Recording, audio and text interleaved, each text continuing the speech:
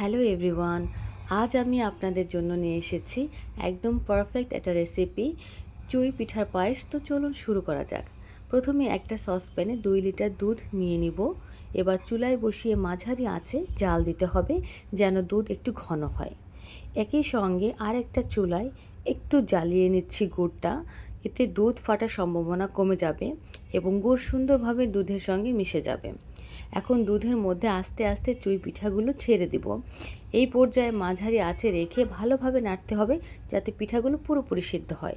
আর এর মধ্যে কয়েকটি এলাচও দিতে হবে মিষ্টি গন্ধের জন্য। পিঠাগুলো 80% সিদ্ধ হয়ে এলে এবার এর মধ্যে আস্তে আস্তে গুড় ঢেলে দিব। তবে খেয়াল রাখতে হবে যেন চুলার আঁচ বেশি না থাকে। এবার একটু পরপর নাড়তে থাকবো যেন দুধ নিচে না লেগে যায়। ধীরে ধীরে দেখবেন পায়েসটা সুন্দরভাবে ঘন হয়ে আসছে আর দারুণ একটা গন্ধ বের হচ্ছে। ব্যাস, হয়ে গেল মজাদার চুই পিঠার পায়েস। এখন একটা ছোট্ট বাটিতে পরিবেশন করব। এটা খেতে কিন্তু অসাধারণ হয়েছে। আপনারা অবশ্যই ট্রাই করবেন। কেমন হয়েছে জানাতে ভুলবেন না।